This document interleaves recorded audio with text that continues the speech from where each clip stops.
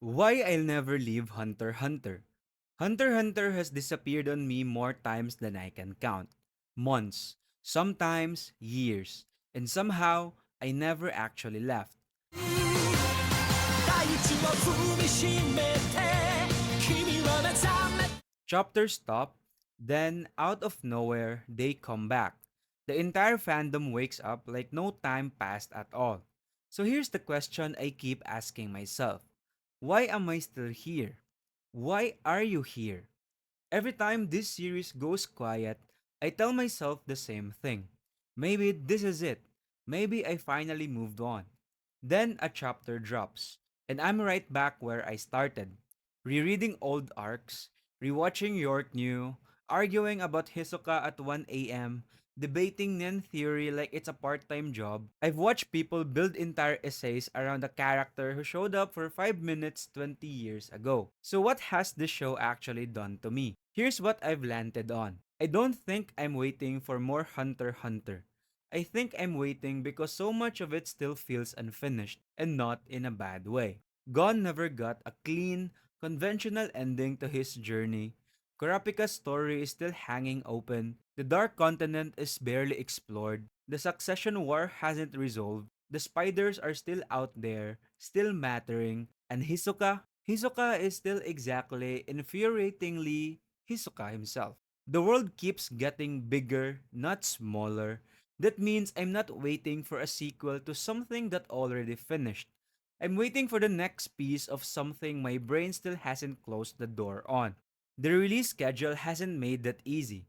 There was a hiatus that ran from 2019 into 2022, then another long silence after chapter 410 before the manga finally picked back up in 2026. If waiting alone were enough to kill a fandom, I should have quit years ago. So if it's not the story finishing that's kept me here, what is it? Here's something I think about a lot. Hunter x Hunter never really feels like it exists just to get gone to the next fight. Go back through it. The Hunter exam gives you the first rush of pure adventure. York New throws you into a city full of morally complicated people and shows you how deep this world actually goes. Reed Island turns Nen into an actual game with rules you can pull apart. Chimera Ant is where the story gets genuinely ambitious. Characters stop being who you thought they were. Election proves this show is willing to completely change direction without warning. In the Dark Continent, the Succession War, they show up right when Gon's story could have ended, and the world just keeps expanding past him anyway. None of these arcs are really about what happens. They're about what they reveal. That's the trick, I think. When a story hands you every answer, there's nothing left to imagine. Hunter x Hunter constantly leaves space. Space I end up filling in myself, in my own head, on my own time. That's not a passive thing. I'm not just watching this story, I'm participating in it. Which is exactly why the conversations never actually stop, even when the chapters do. But a big world isn't enough on its own. You need people worth getting lost in it with. So who are these characters really? On paper, this show has a pretty standard lineup. A protagonist, a best friend, a revenge-driven wild card, a villain, an antagonist, a final boss. Except none of them stay in those boxes. Gon isn't just the protagonist. Not after what happens to him in the Chimera Ant arc. Killua isn't just the best friend. He's fighting his own war the entire time. Kurapika isn't just the revenge character.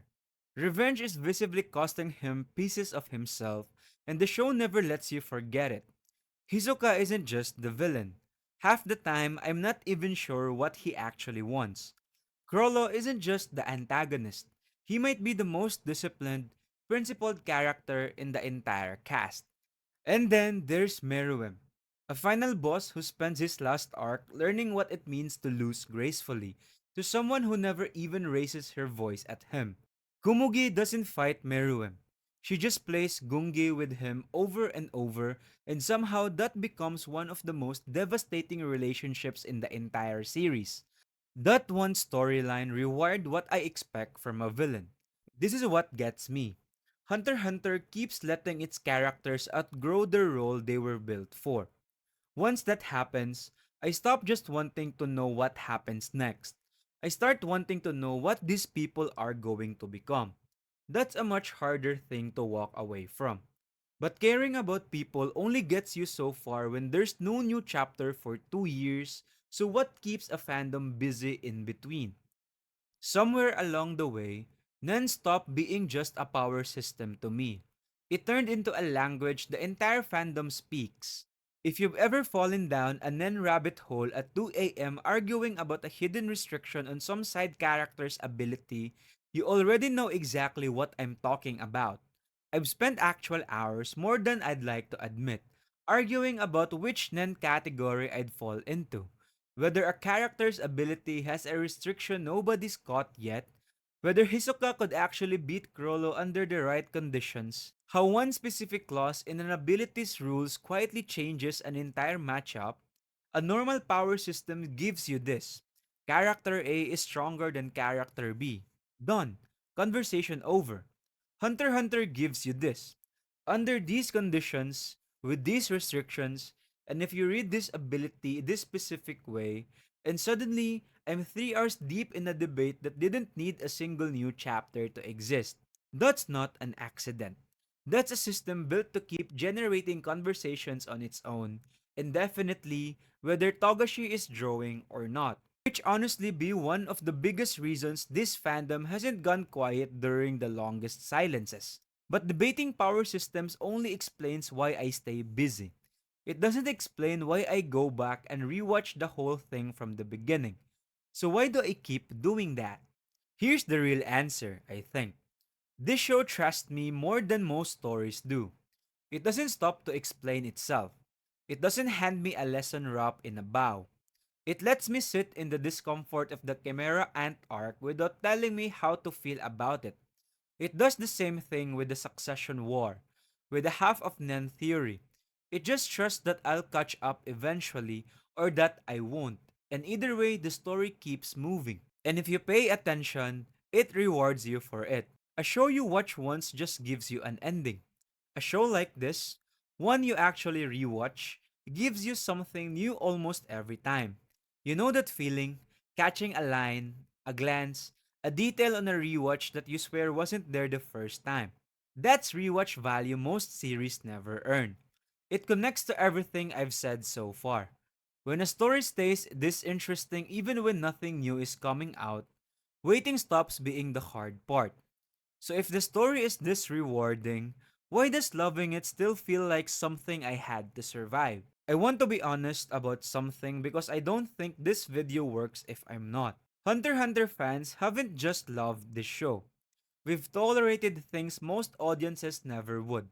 Years of silence, repeated interruptions, genuine uncertainty about whether the story even ends, a series that might take decades to actually finish.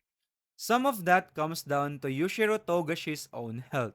Shueisha eventually moved to the manga away from a traditional weekly schedule after taking it through with him, and the gaps in publication since then are well documented. I'm not going to turn this into a health documentary.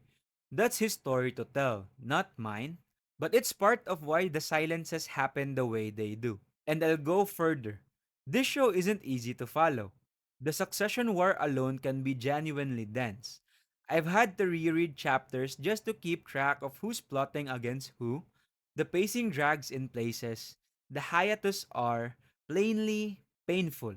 I don't think every viewer who tries this show is going to love it as much as fans insist they're supposed to.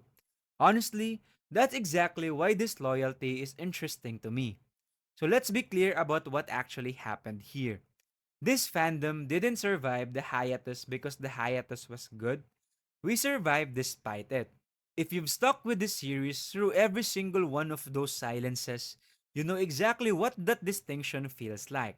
Because if it's not the good years keeping us here, then what were we actually holding on to the whole time?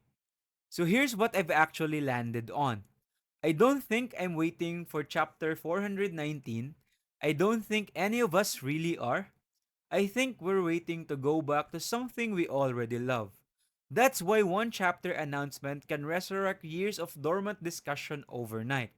That's why people reread entire arcs while waiting for updates that might not come for months. We're not just waiting for new content, we're waiting for the feeling of being back inside this world. Now I can finally connect everything I've said today. Nen gave me something to think about. The characters gave me people to actually care about. The world gave me somewhere to keep exploring. The ambiguity gave me something to interpret on my own terms. The unfinished story gave me something to look forward to. And the hiatus, the thing I spent an entire section complaining about, gave all of that time to build up. Time to sit with it. Time to actually miss it. So maybe the real question was never about the manga at all. Maybe the strangest thing here isn't that I've been willing to wait years for this story. Maybe it's that after everything, the silences, the uncertainty, the years I genuinely thought might be the end of it, I still have something worth waiting for. Right now, as of this recording, the manga is actually back. Chapter 418 is the latest chapter Viz has out, part of a real return run that's climbed all the way from chapter 411. That's not nothing. That's a story actively choosing to keep going after everything. Hunter x Hunter disappeared on me again and again. I waited. It came back. And somehow, I'm still here. Maybe that's the actual legacy of this show.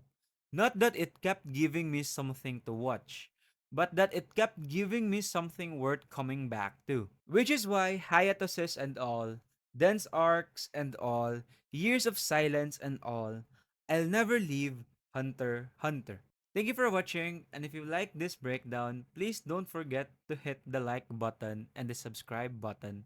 And also, please don't forget to leave your thoughts in the comments. You can also check the playlist on the screen for you to explore more videos about the anime room.